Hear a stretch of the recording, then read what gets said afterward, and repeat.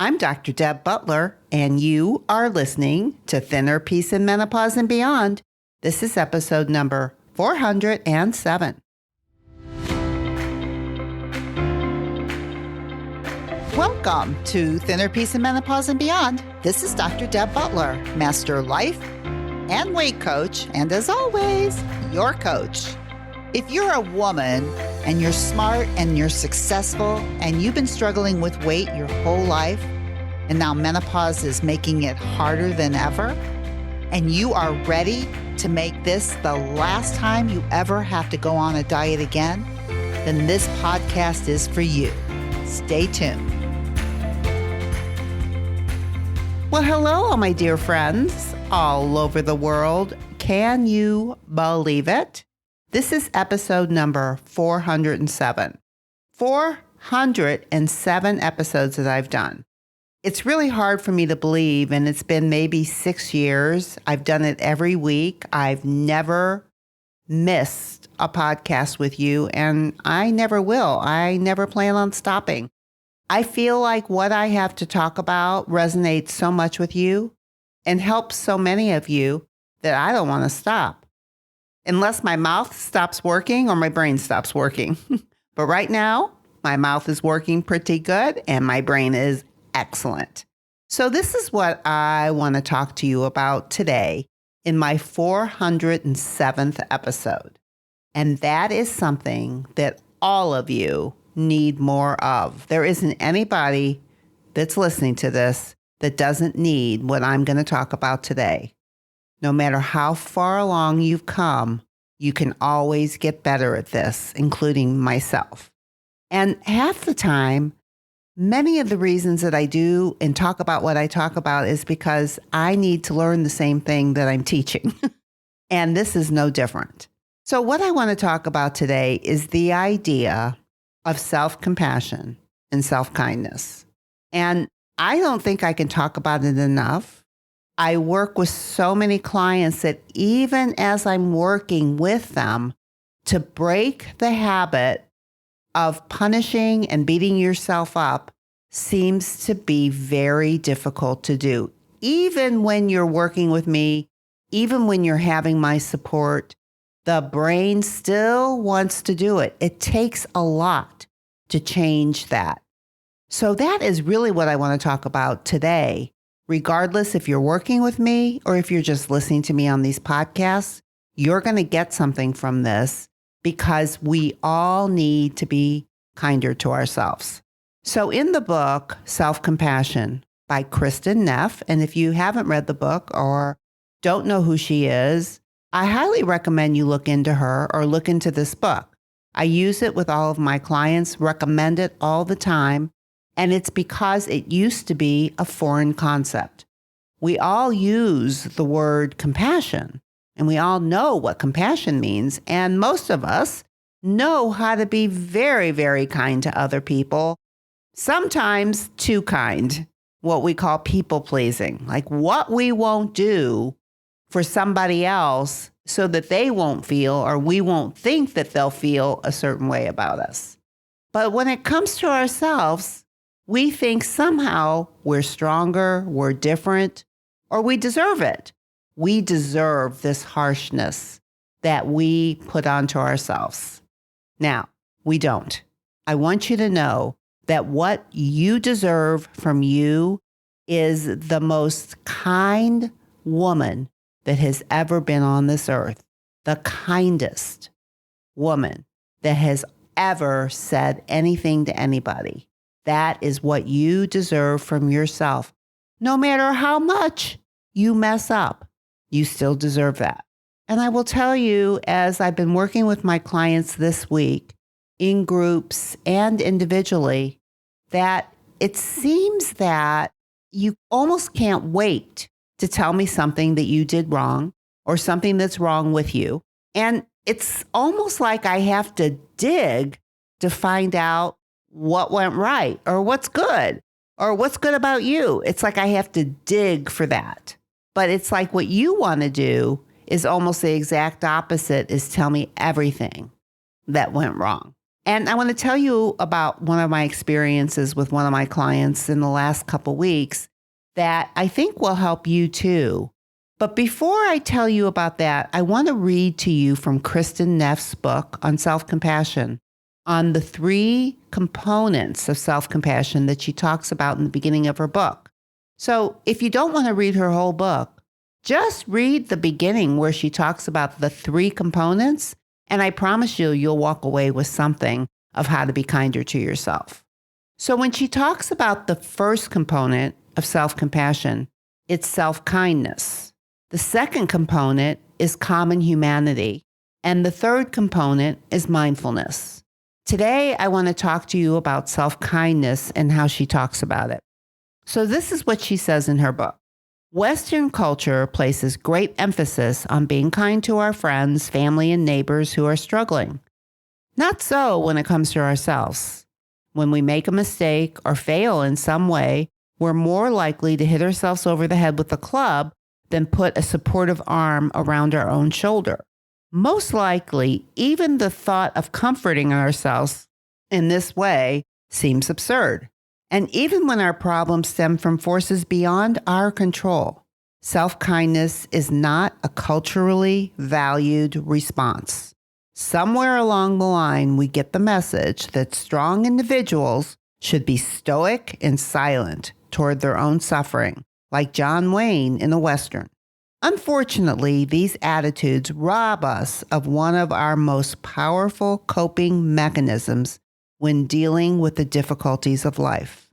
Self-kindness, by definition, means that we stop the constant self-judgment and disparaging internal commentary that most of us have come to see as normal. It requires us to understand our foibles and failures instead of condemning them. It entails clearly seeing the extent to which we harm ourselves through relentless self-criticism and ending our internal war. But self-kindness involves more than merely stopping self-judgment. It involves actively comforting ourselves, responding just as we would to a dear friend in need. It means we allow ourselves to be emotionally moved by our pain and stopping to say, this is really difficult right now. How can I care for and comfort myself in this moment? Now, I want to repeat that sentence to you because this is something you need to say to yourself when something difficult is going on with you. This is really difficult right now. How can I care for and comfort myself in this moment?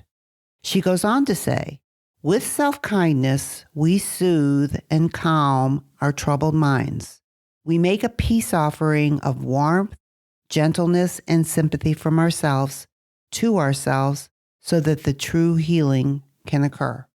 I think that it's just beautiful the way that she stated that. And what I want you to recognize is that you beating yourself up because it's you and nobody can hear it but you is awful. It's almost worse than if you would say it to somebody else because you get those ramifications and then you think something has gone wrong, even though it's you screaming at yourself. So I want to encourage you this week, and I'm going to give you an exercise to do to help you with this so that you slow it down. I'm not going to say you're going to totally stop it, but you're going to slow it down and become more mindful when you're talking to yourself in a way that feels bad. Let's face it, if something happened or you made a mistake, you already feel bad. You do not need to feel worse. And I know that most of you have friends that if they came to you and they were really hurting, that you would be the most compassionate friend on this earth. You would listen to them. You would help them feel better. You would ask them what they might need. You would not say, you what? You terrible, horrible person. You would never say that to somebody else. And yet that's what you say to yourself.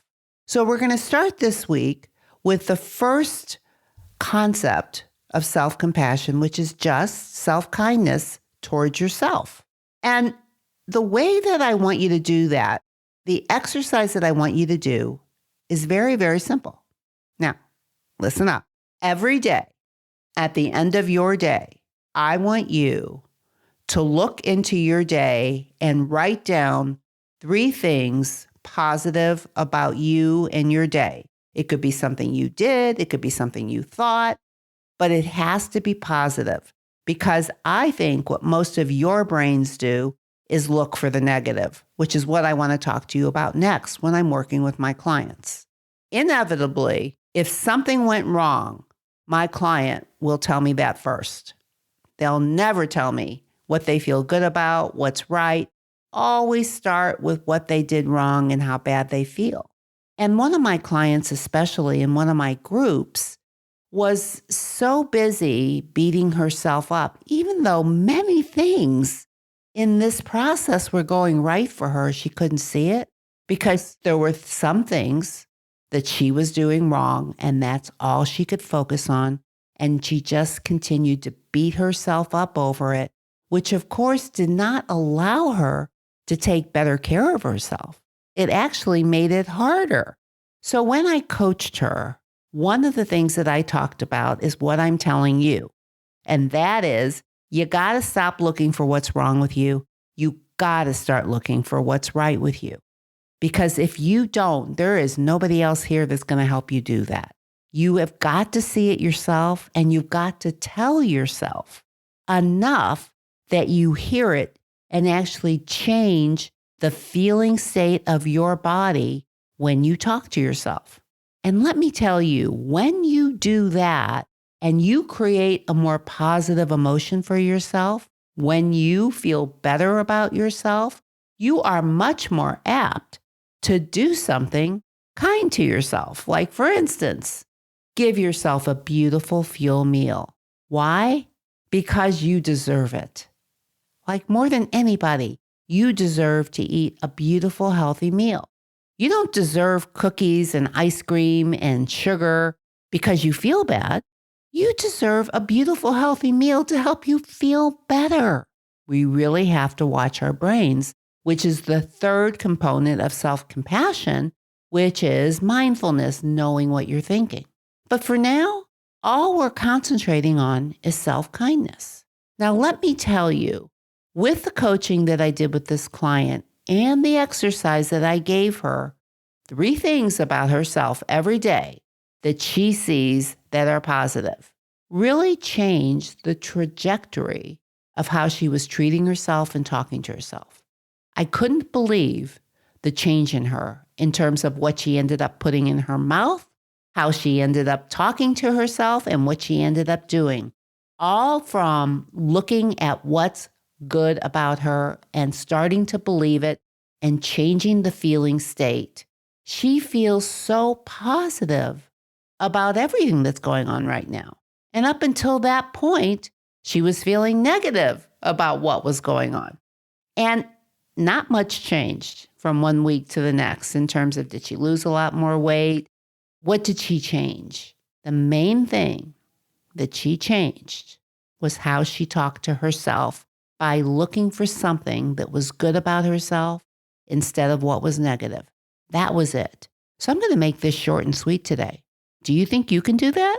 Every day, at the end of your day, all you say to yourself is, I am proud of you because of this.